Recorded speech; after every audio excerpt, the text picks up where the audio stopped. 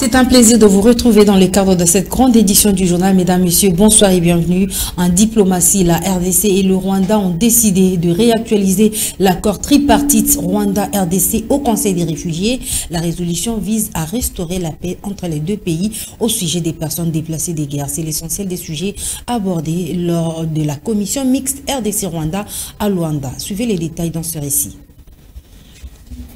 La réunion de la commission mixte Kinshasa-Kigali a traité de la question des réfugiés congolais établis sur les territoires rwandais. Il a été également question pour les deux parties présentes à Luanda de relancer la commission mixte et permanente réunissant la RDC et le Rwanda. Les délégués de deux pays ont convenu dans le cadre de la restauration de la paix de réactualiser l'accord tripartite entre le Rwanda, la République démocratique du Congo et le Haut-Commissariat des Nations Unies pour les réfugiés du 17 février 2010.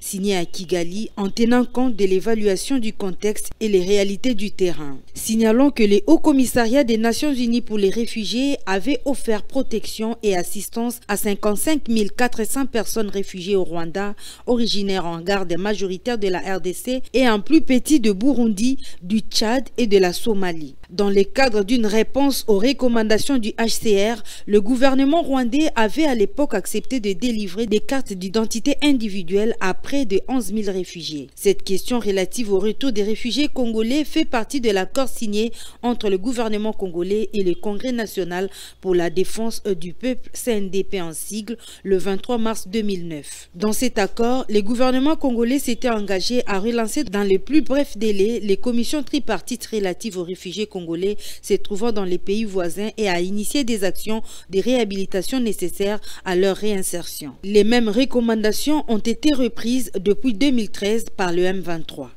Et au chapitre de la justice, nous allons parler du procès Boukan Alonso. La Cour de cassation se remet entre les mains de la Cour constitutionnelle pour interprétation des dispositions des articles de la Constitution cités par les parties à l'audience précédente dans les exceptions. Ce vendredi également, l'ancien Premier ministre Augustin Matata Ponyo et ses co-accusés étaient présents à la Cour de cassation. On en parle dans ce récit de Patrick Ngou.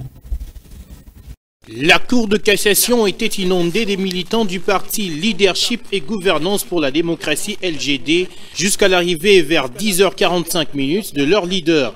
C'est un peu plus tard, soit vers 12h, que le premier président de la Cour de cassation arrive et prononce le verdict. Cela est dit, c'est à la Cour constitutionnelle de fixer la suite du dossier, car devant interpréter les articles 162, 163, 164 et consorts de la Constitution, c'est une sorte de victoire pour le camp Matata Ponyo qui crie en même temps à un procès politique. Et tous les Congolais comprennent que ce qui gêne le pouvoir en place aujourd'hui, qui peine à se défaire des létaux dans lesquels il s'est engagé lui-même. Le pouvoir, j'ai dit le pouvoir Fachi, le pouvoir Tshisekedi, c'est que les jeunes, c'est la candidature déclaré du Premier ministre Matata. Claudine Omba du LGD est pessimiste. C'est la Cour constitutionnelle qui va trancher le problème. Il a renvoyé, la Cour de cassation a renvoyé à la Cour constitutionnelle. C'est à la Cour constitutionnelle de faire son travail. À côté de la joie et des assurances, il y a aussi des craintes. L'ancien président, Kalouba, a été chassé, moi je dirais. C'était juste à cause du procès Matata, parce qu'il avait dit les droits. Il a été chassé parce que moi, 2 jours avant, je savais que Kalouba va sauter. À l'audience précédente, toutes les parties avaient remis en cause la compétence de la Cour de cassation de les juger. Quittons la justice pour l'éducation. Bonne nouvelle pour les 372 900 enseignants des écoles primaires publiques de toute l'étendue de la République démocratique du Congo. Ces derniers vont bénéficier dès la paye de ce mois de juillet du réajustement de leur prime de la gratuité à hauteur de 67%. Suivez les détails dans ce reportage de Annie Akole. Chose promise, chose due. Le gouvernement congolais a joint sa promesse à l'action. Selon un communiqué officiel rendu public ce 22 juillet, signé par le ministre de l'IPST, le professeur Tony Mwamba Kazadi, le gouvernement a annoncé le réajustement de la prime de la gratuité pour les professionnels de la CRE au niveau du cycle primaire. Se conformant à ses engagements pris dans l'addendum au protocole d'accord de Bibois issu de la commission paritaire gouvernement ban syndical de l'IPST, signé le 19 novembre 2021 à Mbouila Lodge, à Kisantu dans la province du Congo central, mais aussi sur instruction du chef de l'État, le gouvernement de la République a décidé de réajuster à hauteur de 67% la prime de la gratuité accordée à 372 900 enseignants des écoles publiques primaires, et ce, dès la paye du mois de juillet 2022. Rappelons que ce tableau évolutif de la paye des enseignants avant et après la mise en œuvre de la gratuité est une action phare du quinquennat du chef de l'État Félix-Antoine Tshisekedi, piloté par le ministre Tony Mwaba. Le progrès observé dans ces tableaux prouve à suffisance qu'il y a une nouvelle amélioration dans les sous-secteurs de l'EPST.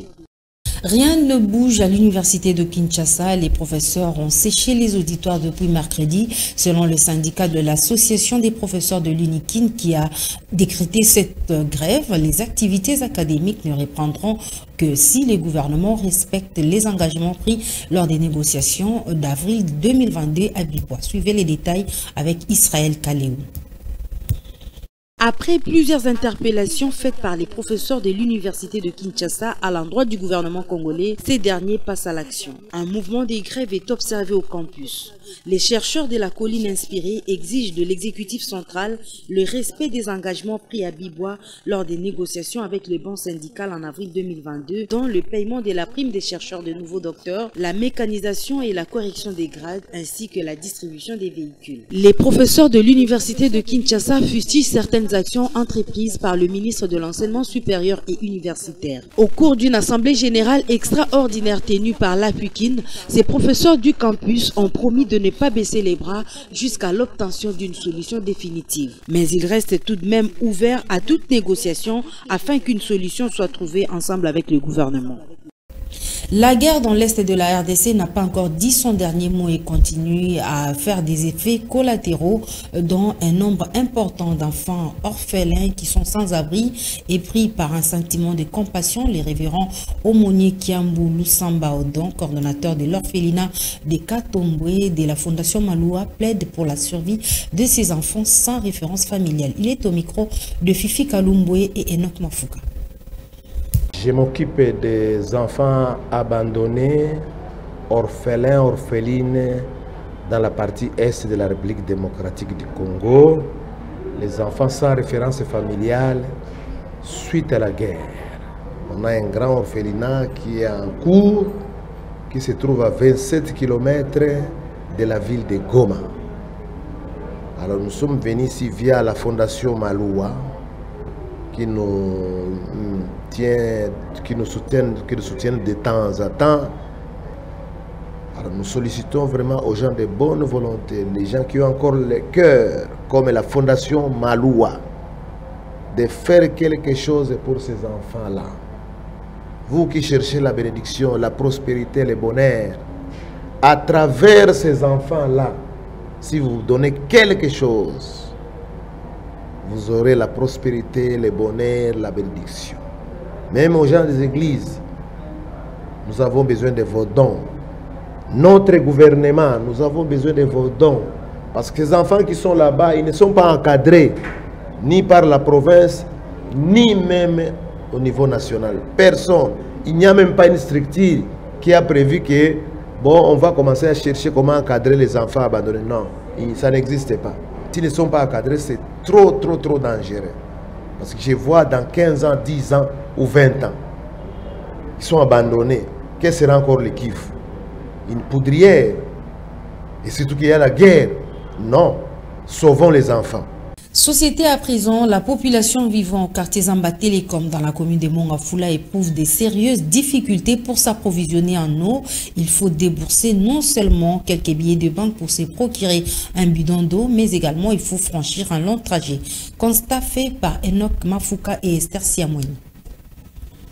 Si, pour certains, si les vétos traduit la volonté d'une autonomisation financière, au quartier Zamba Télécom, par contre, les concepts les vétos ont traduit le courage de se rendre très tôt avec les récipients pour se procurer l'eau du forage. Une difficulté dénoncée par les habitants de ces coins de la capitale. L'eau, c'est la vie, dit-on. Mais nous, ici au quartier Zamba Télécom, l'eau est très difficile. Nos mamans sortent à 5 heures pour puiser de l'eau. Il n'y a pas la régie des eaux ici. Nous demandons au gouvernement de nous installer la régie des eaux. Et cette manière de s'approvisionner en eau rend certaines personnes malades, à l'instar de cette dame. Tel que je suis là, je viens de très loin, à peu près 2 km. Quand je parle, j'ai même mal. Et ma tête me fait très mal. Je ne peux plus faire des mouvements parce que je soulève à tout moment des récipients qui pèsent. Ces mêmes sons des cloches retentissent dans le propos de cette jeune fille qui prétend perdre le charme féminin à cause de ses calvaires. Nous souffrons pour avoir de l'eau. Un bidon coûte 300 francs. Nous sommes des jeunes filles, mais regardez-nous. Même les muscles de nos jambes sont bombés et deviennent très durs à cause des récipients que nous portons sur nos têtes. Nous sommes fatigués. Que le gouvernement nous vienne en aide. L'eau est réellement une denrée rare au quartier Zamba Télécom où la population ne se contente qu'aux eaux des forages suite à l'absence totale de la régie des eaux. Un coup d'œil des autorités à ces propos est vivement souhaité pour les habitants de ces quartiers. Chaque jour qui passe, les Kinois ne cessent de se plaindre au sujet du comportement de certains conducteurs des taxis-motos qui font fi de toutes les dispositions du code de la route. Comment faire pour expliquer cette situation et que faire pour mettre fin à cela?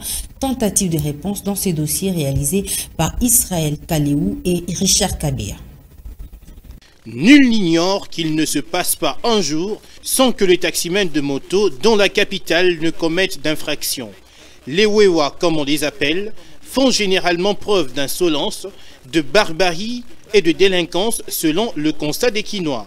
Jean Mouteba, responsable de l'association des motocyclistes libres du Congo AMLC, pense que ce comportement peut se justifier. Si les motards ont un langage facile, c'est beaucoup plus à cause des clients qui, une fois embarqués, viennent avec l'intention d'intimider les motards. Et les motards fatigués parce qu'ils ont roulé sous le soleil a les nerfs tendus. Il a donc la facilité de céder à la tentation. D'autre part, l'on relève que la tracasserie de policiers de circulation routière n'arrange en rien la bonne conduite des motocyclistes. Nous autres sommes en ordre avec les documents, mais les tracasseries de roulage ne faiblissent toujours pas. C'est la raison majeure de la mauvaise conduite. Mardi, l'opération d'identification des Wewa a été lancée à Kinshasa, une initiative accueillie à bras le corps par Jean Mouteba. Nous obligeons à tous nos motards d'avoir des plaques bien identifiées pour que notre caisse de l'État soit renflouée. Retenez que 60% des accidents routiers dans le pays impliquent les taximens de moto, statistiques relevées par la Commission nationale des préventions routières qui souligne que les motards ne respectent pas les codes de la route et qu'ils ont un comportement très déplaisant. En religion, c'est parti pour la première édition en RDC de la conférence dénommée Église Guérison des Nations. Ces assises organisées par l'apôtre Bobo Emmanuel de la Belgique en collaboration avec l'église évangélique Armée du Réveil se tiennent à l'amphithéâtre du fleuve Congo Hôtel. Comment interpeller l'église dans son rôle à jouer dans la nation? C'est le thème développé pendant 2 jours. Suivez Fifi Kalumbwe et Plamedi Tondo. L'amphithéâtre du fleuve Congo Hôtel n'a pas pu contenir la pléthore des participants venus pour assister à ces grands événements sacrés initiés par l'apôtre Bobo Emmanuel. Tout était au rendez-vous, louanges, adoration, prières, prédications. Bref, les participants ont été suffisamment bénis.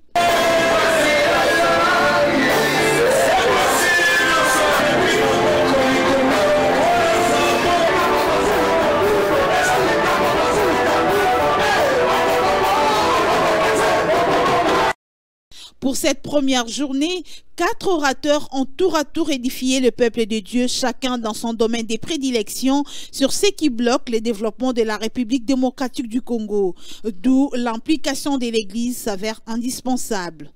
L'archevêque Kankienza Mwanambo a conclu son intervention par une prière au couple initiateur de ces assises qui révèle d'une importance capitale.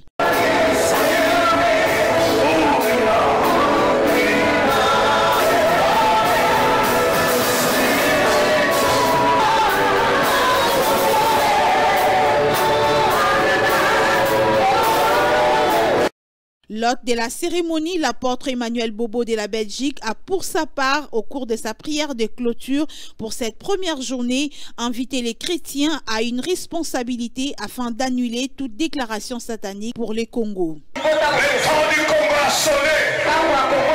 Je peux parler comme un prophète. Le temps arrive. Le Seigneur m'ouvre les yeux.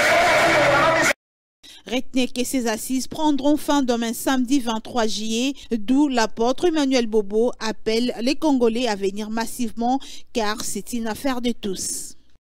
Maître Maloua Billy Cléophas ne cesse de produire ses œuvres de charité.